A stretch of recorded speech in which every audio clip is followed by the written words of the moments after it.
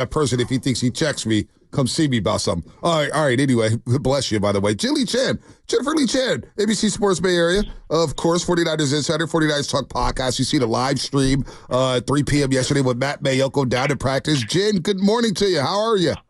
I'm good. How are you guys doing? Good. I'm just hoping Shasky doesn't die over here. He's like coughing up a storm. He scarfed some nacho cheese Doritos during the break. First of all, why is he eating nacho cheese Doritos at 8:30 in the morning? Because I'm hungry and I'm dehydrated and I wanted to have a little something. So he's scarfing chips here in the morning, about to choke on himself. Jeez, Louise. Anyway, Jen, let's do this because we've been having a lot of fun this morning, right? Sounds like it. It was way too much fun. Way too much fun. Can't believe they pay us for this. If you had to walk back one take, because it's a Walking Back Wednesday, if you could walk back one take, we just played our Trey Lance video where we're like, oh, he's gobbling up yards and he looks like an Adonis on the field and yada, yada, yada. So that one lives on forever. What is one take you would love to walk back? One take you got wrong, but you're like, damn, I was wrong on that one, but you lean into it. Oh, wow. I'm going to go a little bit further back. I thought Anthony Davis was going to make a return to the 49ers offensive line, and he came in for, like a week and a half and then was done again. Wow. That's not – Anthony Davis is better than a lot of people remember. Can I ask you this one? We're most known, Jennifer, for hyping up Trey Lance, and clearly the organization and the coach. Actually, you know what? Let that cut you off, Shasky. What are we known for in the 49ers? Idiots. Not the Trey Lance. Are we? Well, people hold that to us, like you idiots hyped up Trey Lance. I don't know. At one point in time, did you on the honestly? Did you believe in Trey at any point? Did you believe in Trey Lance just long term, whether it's day 1, year 2, like whenever? Did you believe in Trey Lance? Because I did, and I was wrong. I think Kyle Shanahan and John Lynch have given us every reason to believe in the players that they draft. I mean, like, you look at how they've drafted, and if they see something that they think is going to be, something that's going to change the scope of the game for them, you believe it because they're really good talent evaluators. Now, they haven't hit on every draft pick, but they've hit on so many. I mean, look at their draft history. Yeah. You've got Nick Bosa, you've got Fred Warner, you've got George Kittle. I mean, they've got a ton of players. Debo Samuel, Brandon Aiyuk. I mean, the list goes on and on. It's probably going to be Ricky Pearsall. I mean, they've done such a good job. Yep. Trey, Greenlaw, even in the later rounds. So, I mean, you believe in what they believe in because their history proves that you should. So, of course, you're going to believe that Trey Lance is going to be good because you see John Lynch and Kyle Shanahan didn't tell each other who they thought they should take, and then they both agreed on it separately. So, of course, there's no reason to be mad at yourself or discount your judgment because you thought Trey Lance was going to be the guy because everybody thought he was going to, down to the best talent evaluators in the game. So I believe it. I mean, there's no reason why not to believe it. Yeah, that's a good call. Jennifer Lee Chan here on the River Islands guest line. All guests on 95.7 The Game appear on the River Islands guest line. Isn't it time for you to discover the islands, River Islands in Lathrop? All right. Before we get into the 49ers and all the Aiyuk and Trent and Ricky Pearsall and who's on the field and who's not, as a fan, Jen, because we all grew up as fans, what is one play in your fandom that you wish you could change? Like I threw out 3rd and 15 from Super Bowl 54 when Mahomes hit Tyreek Hill down in Miami. Shasky's got a bunch of them. NFC Championship games, Kyle Williams. What is one play? Maybe Burford blocking in the last Super Bowl. Yeah, maybe I think that's on that the play. One. Wow. I hate to identify him like that. Right. But, I mean, he admitted it, right? He said he should have played it to a certain way, and he kind of went off script and went the other way, and that was the end of that play. So, I mean, there's a few. I mean, I don't think I need to say corner fade, do I? I don't know. No, don't say that. Don't say that. That was on my list. We won't go there this morning. That was on my list. Nice morning. Let's not do that. Just, how many years have you been at training camp now? This is my 11th season. Wow, 11 years. Yeah. Well, okay. Yeah. So I just, again, I'm not there every day. You are, and you've got a better feel for this, and you seem to be reasonable when it comes to just the overarching themes of the team. No, I'm unreasonable. I admit it. Like, that's just who I am. I'm very emotional. Something feels a tick off with this team from afar. We're talking about contracts and holdouts, and there's all of these injuries. I'm not saying they're not going to be good, but it just it feels like I haven't gotten up off the mat from the Super Bowl still to this moment. And it feels like kind of like the team is just a tick off, if you will, if you're just looking at them from afar. What's your feel when you're there every day? Do you feel similar, or do you still feel like this thing's fine? I mean, I think it's fine, but I would say it's not quite as spicy as it normally is. I mean, normally you see that rivalry between Fred Warner and Brandon Aiyuk on the field, and they are going at it, and that kind of spices everybody up, and there's, scuffles, and there hasn't been any. There's been a little shoving, but there hasn't been that boiling under the surface where, something's going to happen. It's very, very calm, very collected. There isn't that extra juice that you've seen at previous training camps. So I would say that, but I mean, they seem very locked in. You talk to these rookies and they're very mature. I think it's one of the most mature rookie classes that I've seen in a while.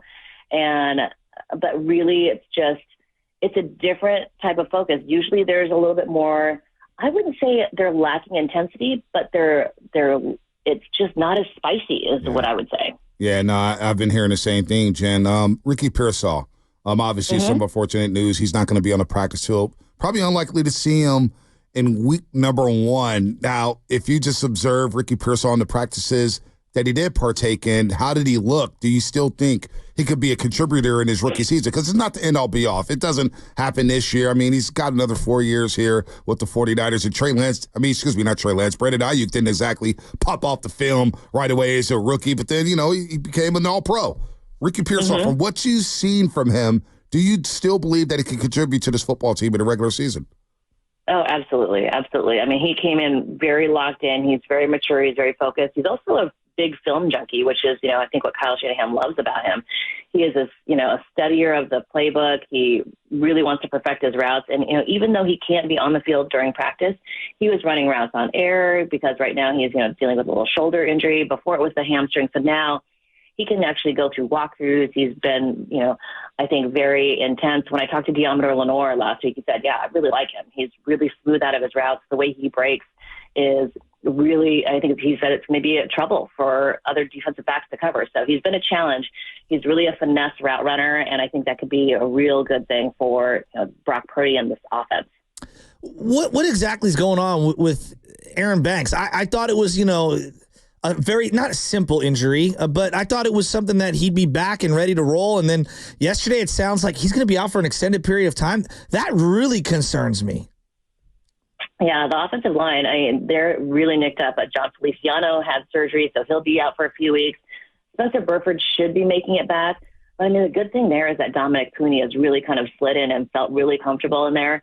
He's, gotten a lot of praise from Fred Warner, from Kyle Shanahan, from Chris Furster. So, that's a guy at least who's a draft pick who's going to be able to contribute. It looks like he's going to be a day one starter, and that's really difficult for an offensive lineman in Kyle Shanahan's offense. Interesting. Jennifer Lee Chan here on the River Islands guest line on 95.7 The Game. She does a great job covering the 49ers for NBC Sports Bay Area. 49ers Talk podcast, of course, with Matt Bayoko. They got the live streams popping off after practice there. So, Brock Purdy, what's your thoughts when you saw Brock Purdy play in the preseason game without Devo, without Kittle, without Trent, without Banks? It was without everybody. Without everybody, Jen. He was just out there running around throwing to guys he probably won't throw to in the regular season. Yeah, I think it was just good for him to get reps. He's a guy who's going to, look at the film, dissect it with Kyle Shanahan, and learn from his mistakes. He really didn't have any of his weapons out there at all. I think Chris Conley was the only one who was out there who may have some reps during the regular season. But ultimately, Cowing, I guess, because I think he's been good as a rookie, but even though he's behind because he missed practice a little bit. It was Jake Brendel. It was Colton McKivitz and Dominic Cooney on the offensive line. Everybody else that was on the field is not going to be on the field with him come week 1. It was even Juwan Jennings, who has a strained oblique. So he wasn't on the field because I think in previous preseason games, he's been out there with at least a couple of guys. But really it was down to the bare bones of who they could put on the field. So I don't think I would take it, into too much consideration. Don't freak out. Because I think he'll be fine once week 1 rolls around. All right. We don't talk about these things until the games start to matter, and we know every year it comes down to the end, special teams. From your feel, who's the kick returner, punt returner? How is Jake Moody looking? Because I know he missed a kick in the game the other day. He made a bunch, but he missed one. And then this Presley Harvin III, obviously he's looked really good. Look, again, controversy. I'm just asking because if you could save $1 million, or who knows if you can, even can't. But if you can upgrade and save money, you do it, right? That's what all businesses across America are looking to do. Give me your breakdown on all those, because I do think these are going to be things we monitor throughout the year. Wow, the backspin on Presley Harvin's punts was impressive, right? Every time the ball hit the ground, it didn't go in the end zone and went the other way. It's really cool. I mean, it was every single one. So, yeah, he's been pretty impressive. As far as Jake Moody goes, I think he'll be fine. I mean, again, he's a second-year player. He missed a couple in 2023, but ultimately I think he's going to be a really solid kicker for the 49ers for years to come. Special teams. It's just, I think all the teams are kind of being very vanilla with what they're going to do. I think the potential is that they just kick it all the way through and just don't worry about, the worst returns, because some of the returns they've seen don't look great. I mean, the coverage has been, not great. I think they've had a couple big returns allowed. So, maybe it's, where they still just kick it all the way out and just take it at the 30 because, why not? Why risk it being at the 50 when you can guarantee that it's at 30? So, yeah, it'll be interesting to see what happens once week one, rolls around, and then the 49ers play on Monday night. So you'll get to see what everybody does Saturday, or I guess Thursday, Sunday, before the 49ers hit the field on that Monday night game. Yeah, no doubt about it. Jen, just looking at the defense and my observation from week 2, just being at the game and looking at everything, defensive line depth. Bosa and Hargrave and Collins, and I think Floyd are going to be really good. That front four should be very, very solid. But after that, is there any concerns internally about maybe they have to go out and trade again like they did last year for Chase Young and Randy Gregory? Like Yannick is out there as a free agent returning from a broken ankle. Do you hear chatter about the defensive line depth around there in Santa Clara? Not too much. I mean, you got to look at also, the guys that they brought in, Randy Gregory and Chase Young, didn't produce a whole lot for them.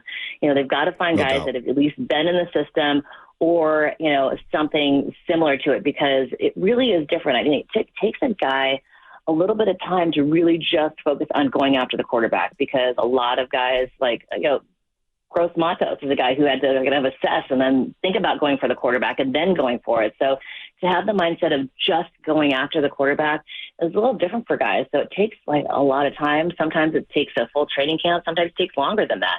Javon Hargrave said that it took him a little while. He doesn't feel like he played his best ball last year, and he was pretty good. So I think you're going to get a lot more production out of him. I think they're going to be a little bit more careful with him, giving him a little bit more rest, because last year he wanted to be in every practice to make sure that he was getting up to speed and doing things the right way, learning the way of the scheme. So I think you're going to get a little bit more out of him towards the end of the season, just because he will have those veteran rest days. And then the guys that they brought in, Malik Collins looks really good. Jordan Elliott looks good. So, I mean, I think really at defensive tackle, they're pretty solid. It's whether they can get, the same production out of Leonard Floyd and Yetur Gross-Matos, the guys on the edge. I think that's where the challenge is, to have someone play opposite of Nick Bosa. All right. There's a lot of players that get a lot of hype, rightfully, because they're doing stuff at practices and games. The Renardo Greens or Malik Mustafa or now D. Winters is getting a lot of hype as well. My guy that I like that nobody's talking about is Bethune, number 48. I don't even know if he's going to make the team, but I like him as a linebacker. I've only watched the games, and he seems to show up on game day. Who's the guy that you like that maybe nobody else is talking about, but for whatever reason you like this player? Yeah, he's a good one because he has kind of popped off the tape just a little bit, not as much, you're right, you haven't heard as much about him, Bethune.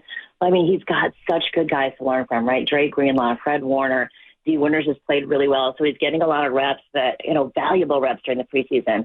I really like the way Cowing played. I think the speed element that he can bring to the offense is something that they've been looking for a long time. I think they wanted it from Danny Gray. They didn't get it because he hasn't, been healthy. So I think Cowing, again, talking to Diamondo Lenore, he said he's going to be the most important cover. He's smaller, and because he's smaller, he's you can't get hands on him right away. You have to be careful, and you have to watch him, but you can't just let him go because he's so fast. I mean, that jet sweep, it didn't look like he was going to get a yard at all, and he ended up getting 19. He's so fast around the corner, and it looked like everybody had an angle on him, but they didn't. So, I mean, he's a guy I mean, Kyle Shanahan has been waiting for a speedster for his offense for a while, and this could be the key to unlock it just a little bit more. Nah, his Arizona tape looked phenomenal, Jacob Cowing, man. Yeah. This tape, when they drafted him, I said, oh, there might be something there with this little slot guy. So be interesting, man. Preseason. Are you going out to Vegas, Jen? Are you going back out to Allegiant? Yes, I am. Oh, yes, boy. I am. Bad memories for the team, huh? Are they looking forward to going back to that stadium? Oh, I know. But, it'll be a good kind of showing. People should watch because they are going to have the starters out there. So I think it'll be an interesting game. You got to see the starters out there, and it'll be Brock Purdy with George Kittle, Kyle Juszczyk, everybody, Debo, for at least a series or two, depending on how it goes. All right, we got it. We can't let you go without asking about Trent and Brendan Aiyuk. I know Shanahan said there's been zero progress, no updates. I heard Deshaun Jackson speak on Fox Sports said, hey, Trent's on his way. He'll be there shortly. What does your gut tell you? Are we going to see both of these guys week one? I think so. I don't think there's anywhere else they could go at this point and get as much money as they need just because we're getting so close to week one. I think I've been thinking that Brandon Aiyuk stays with the 49ers for quite some time just because, he kept saying it, right? He kept saying, yes, I want to be with the Niners. He would kind of throw other stuff out there just to kind of play his hand. I think maybe he has a little leverage, but I think he always wanted to stay with the 49ers. I'm like, you look at the rosters of these other teams that are involved in, trade talks. Why would you leave the offensive team grouping that you have, the chance to go to another Super Bowl, the chance to have another amazing season, to top his last season? I just don't think there's a better team for either of those two players to go. Trent Williams has talked about how he loves the organization, how he loves how they take care of him, that he doesn't have to practice every single day. I don't think he's going to risk it. So I think it's going to get done eventually. I think they'll both be on the field for week one. Do you think the Niners have learned anything from this entire situation moving forward? No, I'm serious. Like in terms of how they're going to conduct business moving forward, because every deal that you do in any walk of life, you kind of file it away, and it's like, all right, I liked what I did here, I didn't like what I did there.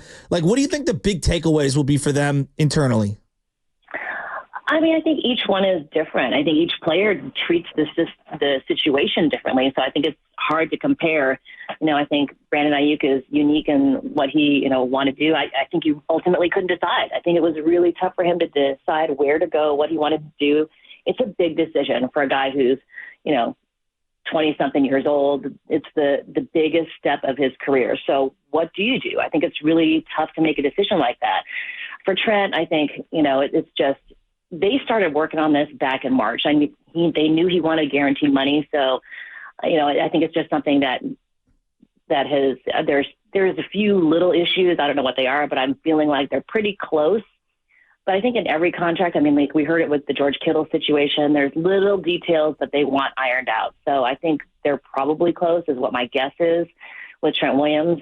But the Brandon Aiyuk thing, it's just, each player treats this situation differently. It's their first time being in the national spotlight. It's the first time where the attention is on them to get a big contract. So I think it's an adjustment, and each personality is just different. So, you learn from every situation, but I don't think they can take what happened with Brandon Aiyuk and use it for Brock Purdy next year. I think it's just a completely different situation. All right, Jane, can't wait to see you out there again. Good stuff as always. Safe travels to Las Vegas. We appreciate the time today and the practice updates.